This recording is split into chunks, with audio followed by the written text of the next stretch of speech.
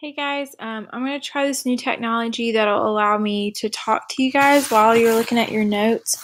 I just found this morning as an option, so I didn't have it whenever you guys were doing part 1 and part 2. So I'm going to make this kind of as a review for that, just to give you a little bit more insight. I know that some of you guys, you need to hear it rather than just read it, so this is for y'all. If I look tired, it's because I just filmed a 40-minute video of both of these parts and then YouTube wouldn't allow me to upload it. So anyways, now I'm going to do it in 2 parts and just say it again. Yay. Okay, so anyways, let's go ahead and get started. This is the part 1 that you guys already did. I'm going to go back and forth between showing it in full screen and then coming out because that's going to allow me to use some tools. So anyways, here we go. Let's go and get this started. Just so you guys know, I had some great jokes in the first one, but I'm probably not going to have them this time. Okay, so go back. This is called the Great War. It was originally not called World War I because that implies that there's a World War II, and people just didn't know that that was going to happen. This was supposed to be the war that ended all wars, and so that was people's hope. So this isn't going to be named World War I until after World War II happens, okay? So just kind of keep that in mind. Okay, so a lot of the stuff that we're going to talk about, this is stuff that doesn't necessarily have to do with the United States today, but or doesn't deal with the United States quite yet, but you have to kind of understand this to understand how the war goes. Okay, if you hear a ding or you see my text message come up, sorry, it automatically goes up on my screen. Okay, anyways, so you kind of have 2 groups. You've got who we would call the haves and the have-nots, the popular kids and the not popular kids. And again, we're talking about Europe. We're not including the United States in this. So the haves are those that have colonies. That's going to be making a lot of money for them, and so a lot of other countries want that as well. So that's England, France, Russia, and then there's a couple other ones.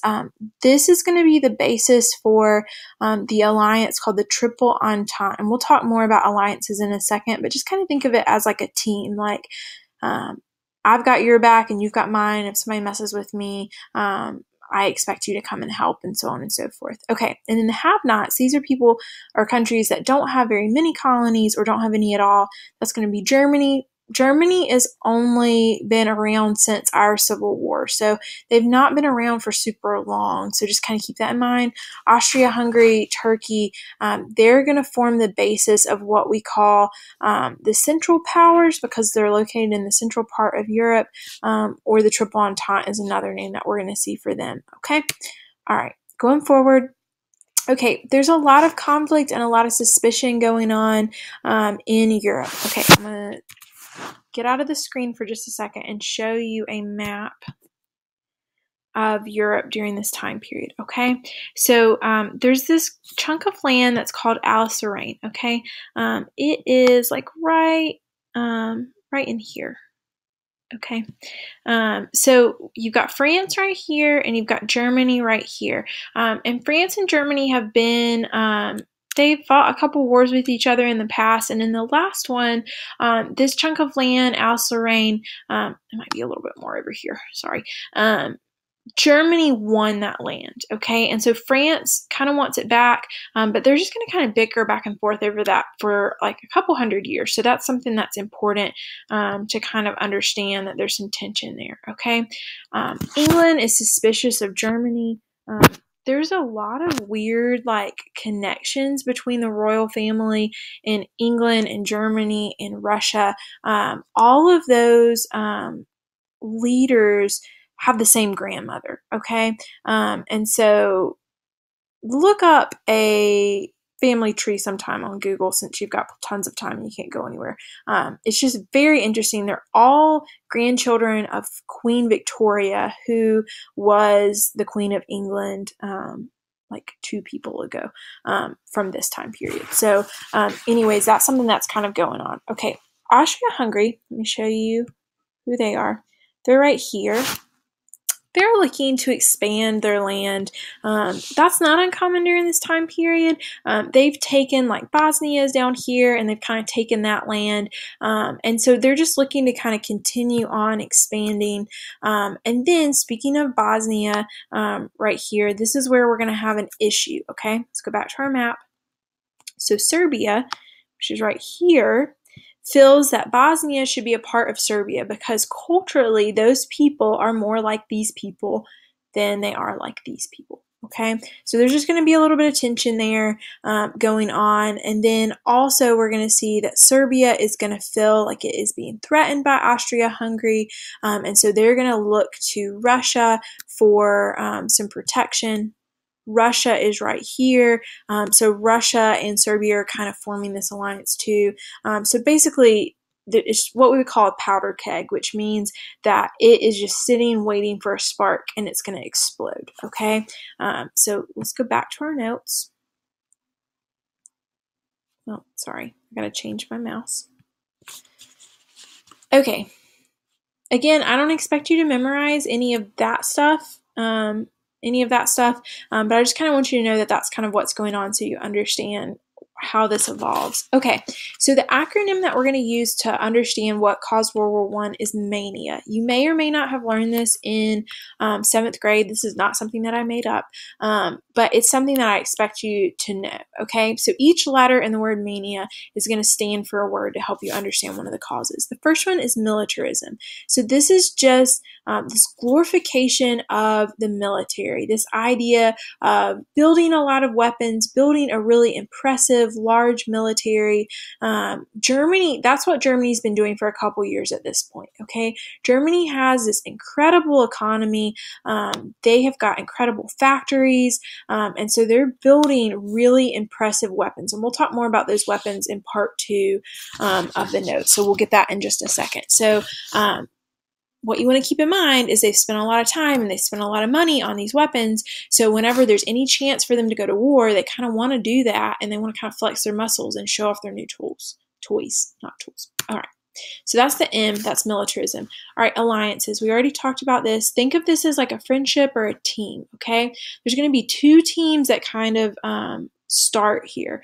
So the first one is what we're going to call the Central Powers, and then the second one is going to be called the Triple Entente, and we'll get to that. All right, so Germany, Austria-Hungary, the Ottoman Empire, and Italy for a hot second are going to be a part of the Central Powers.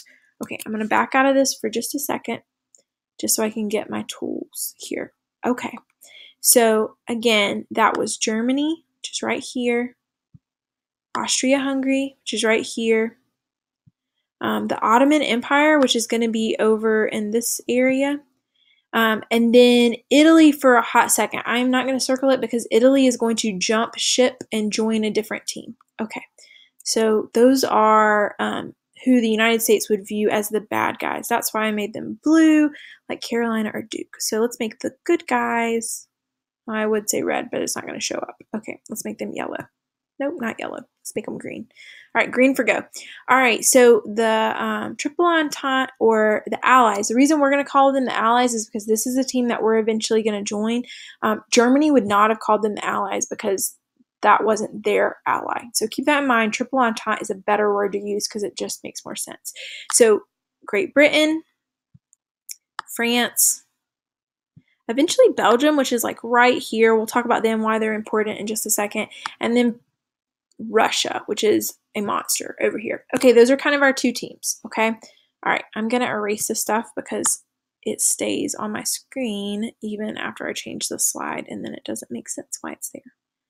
Okay, and there. Okay, go back to this. All right, let's go back to our notes. Okay, so the main thing with the alliance is these are teams. We've got 2 teams. If you mess with somebody on my team, I'm going to kick your butt, okay? And we're going to see in just a second that that is going to cause some issues. All right, here we go.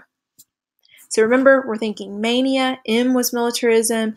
A is alliances. N is going to be nationalism. So it's just the devotion to one's own nation. Okay, remember we talked about France fighting with Germany over that chunk of land, Alsace-Lorraine. That is nationalism. Okay, another part of nationalism is this like idea that Serbia had that they should control Bosnia because Bosnia is more like them. It's more like their nation. So this is going to be like patriotism, deep nationalism. And we'll come back to that in just a second. All right, again, mania, M is militarism, A is alliance, N is nationalism. The I in mania is imperialism. We've already spent a lot of time talking about this. So this is influence over another nation, whether it's cultural, military, whether it's politics, or whether it's their economy, okay? So if you guys look at this picture, you can see by the color who has what, okay? So I'm going to zoom out so that you guys I can use my tools again. Okay, so follow my mouse. Okay, so this is the United States right here. This is when we have control over Alaska. Remember we talked about buying Alaska. We've also got the Philippines, which are over here. We bought them. And then you can't see it, but Hawaii is like down around here, and Guam is over just a little bit more, okay? A more interesting one to look at is Great Britain. So if you look at Great Britain, that is right here. So Great Britain is rather small, but if you look at all the places that are pink in the world, Great Britain has an enormous amount of colonies, and they're making a lot of money off of this. So they've got Canada over here, they've got India, and during this time period, India includes Afghanistan and Pakistan, Bangladesh. Those are not their own country yet. That's going to come much later in history. All of India, they've got Australia, they've got South Africa, and then Egypt, and some other countries in West Africa and Northeast Africa. Okay, and you can see that other countries like France, they've got some areas in West Africa and different things like this, okay? All right, so moving on. All right, and then our last letter in mania is A, assassination. This is called the spark, which basically means that if this event had happened on its own, it would not have caused a huge problem, okay? All of the other tension that we've talked about is why this event is going to cause the war to explode. Okay, 1914, Archduke Francis Ferdinand. He is the Archduke of Austria-Hungary, okay? I'm going to get out of here real quick, show you Austria-Hungary. Okay, remember, this is Austria-Hungary right here. We're going to be talking about Austria-Hungary. The Archduke goes down to Bosnia, which is an area in Austria-Hungary. It's down here. And in just a second, we're going to talk about Serbia, which is going to be right here. So keep those in mind. That's where we're talking about, okay? Let's move back over here. All right, the Archduke is the next in line to be emperor, which is kind of like a king. It's slightly different, but that's who the Archduke is. So he is the next in line, okay? His uncle is currently on the throne, and he will take control next, okay? So there's some young Bosnian terrorists. They're called the Black Hand. They believe that Bosnia should be a part of Serbia and not a part of Austria-Hungary, okay? So they are going to try to assassinate the Archduke Francis Ferdinand and his wife, Sophie. They tried a couple times earlier in that day, and their plans were thwarted. So this guy, Principe, he is a part of the Black Hand, this terrorist group. He is having a drink in a bar, and he's just very disappointed that he was not successful, not able to kill the Archduke. And he walks out of the bar, and what is right in front of him but Archduke Francis Ferdinand and his wife Sophie sitting in what's called an open face car. Think of it kind of like a convertible. Bam, he shoots them. And understandably, Austria-Hungary is super upset. Okay, this is where I'm going to stop things. That is part one. We will go on from there in just a second. So let me try to stop this. All right, see you for part two.